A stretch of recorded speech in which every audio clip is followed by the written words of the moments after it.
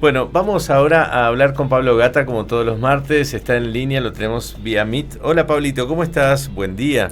Hola, buen día, Antonio, Pablo. Nati, Gaby, ¿cómo andan? ¿Todo bien? Muy bien. Bien, muy bien. Aquí analizando un poquito los temas de actualidad y algo que debutó ayer precisamente con el día ya laboral y económicamente activo es el crawling peg, la devaluación que en lugar de ser del 2% mensual es del 1% mensual.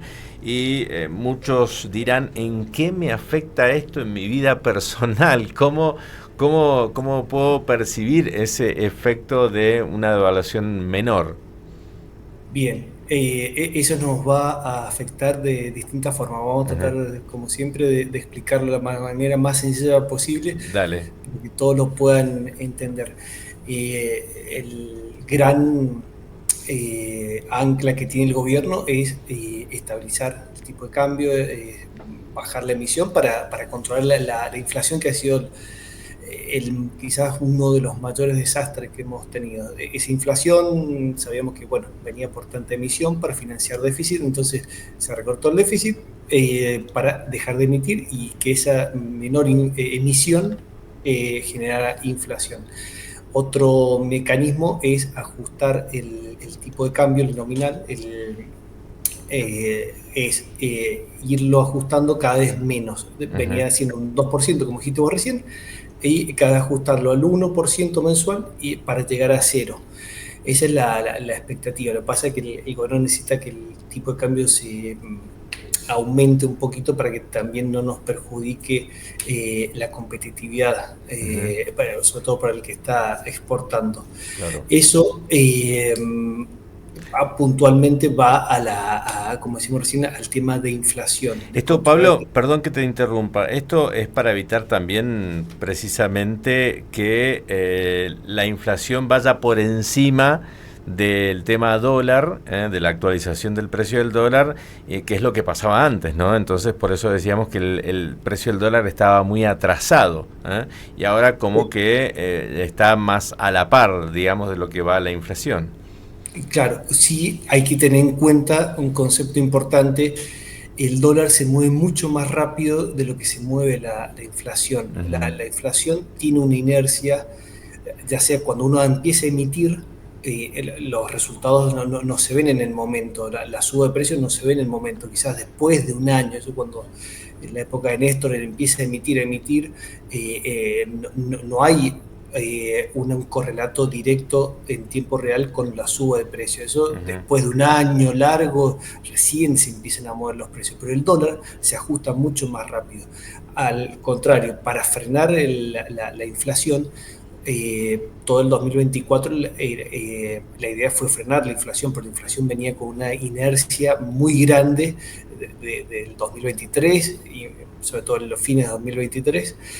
Tengamos en cuenta que la inflación en el 2024 creció un 117% aproximadamente y el dólar un 27%. Entonces ahí es cuando viene el término que vos dijiste recién, que el dólar está atrasado. Ujú. Ese concepto que el dólar está atrasado hay que tomarlo con pinzas. Uno dice, sí, sí está atrasado, pero el valor del dólar es la consecuencia de las políticas del gobierno. Entonces, hoy el dólar quizás tenga un valor que debería ser. Lo que pasa es que los precios han sido aumentando por tanta inercia que hemos tenido que quizás uno esperaba que la inflación la pudiéramos controlar un poquito más rápido, pero bueno, era tanta la inercia que es difícil. Entonces, hoy, ¿qué nos pasa?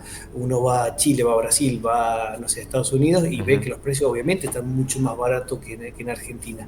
Obviamente hay una carga impositiva que nos juega en contra al Sí, empresariado local. sí. Hay márgenes importantes que eso también el empresario va a tener que rever, porque si no hoy enero fue una fuga de mendocinos a Chile, a Brasil, y Sí. claro, uno veía los precios y era mucha diferencia. Uno apoya la industria local y nacional, pero cuando hay tanto margen de diferencia, no queda otra que comprar afuera. Entonces hablamos de la inflación, este crawling peg, que es lo que está haciendo Uber, que es la devaluación administrada, para decirlo en términos más simples, Ujú. es ir cada vez bajando más ese ajuste del tipo de cambio para llegar a cero y la inflación también llegue a cero también. Eso es la idea. ¿Cuándo va a pasar esto? No lo sabemos, porque la economía es sumamente es cambiante, porque hay muchos factores que nos juegan a favor y en contra. Entonces, sabemos que sí, obviamente va a llegar a eso, porque si uno ya deja de emitir, no hay ninguna necesidad, no hay ninguna demanda de dólares. Entonces, eso se va a terminar estabilizando. Salvo que empiecen a haber muchas importaciones, y eso obviamente va a implicar una salida de dólares y por ende todo lo que es escaso tiene más valor, entonces el dólar empieza a subir. Estamos todavía en una época de acomodarnos, de equilibrio, de querer llegar a ese equilibrio. Entonces, todo el 2024 y parte del 25 también vamos a tener estas fluctuaciones hasta que nos terminamos acomodando. Sí, como hablábamos recién, ese dólar atrasado, insisto, que es la consecuencia de las políticas del gobierno, no la causa, está implicando que se pueda revertir la balanza comercial, o sea que podamos estar importando más de lo que estamos exportando, más el gobierno está liberando importaciones. Entonces, para el poder adquisitivo de las personas es mucho mejor, porque los precios de los productos, ahora vamos a empezar a tener más variedad de productos de menor precio, va a estar afectando la industria nacional, por lo cual tenemos que llegar a un equilibrio. Obviamente, la reforma tributaria hay que hacerla, es fundamental hacerla, una reforma laboral más eficiente, más productiva, eso también hay que hacerlo. Todo esto lleva tiempo, uno hubiera querido que estas reformas se hicieran mucho más rápido, está llevando más tiempo de lo que uno cree y por eso que la recesión todavía no logramos salir. Se espera obviamente para este 2025 un crecimiento del 5%, pero eso quizás la gente no lo va a percibir lamentablemente en su ingreso, ¿cierto? Porque la economía crezca significa que quizás hay sectores que le van mucho mejor que a otros. Pablo, entonces, sí, hablando de estos sectores, hay por allí unos titulares que hablan de que la actividad económica cerró, bueno, el año pasado con una tendencia a ir mejorando, pero hay algunos sectores como la construcción, la industria manufacturera, el comercio, que todavía están, un poco más lentos o vienen un poco más despacio que los otros sectores. Vos que estás en el ámbito también de los puestos de trabajo, yo siempre hago como un barrido a ver cómo se están solicitando trabajos a través de aplicaciones, a través de también plataformas de trabajo que surgen de las redes, por ejemplo, y he visto realmente que ha crecido enormemente el pedido de trabajos en diferentes áreas. ¿Vos has notado esto? ¿Es una sensación mía? Porque realmente me he ocupado el último tiempo de hacer este trabajo y he visto que ha crecido mucho pedidos de laborales, ¿no? Eso, Nati, es una muy buena señal. Por ahí lo que yo veo en el mercado, lo que hablo con colegas, ojalá fuera tal cual como vos lo planteás, quizás nosotros lo notamos, pero un poquito menos, pero así todo es una muy buena señal. Entonces, tiene que seguir esta tendencia.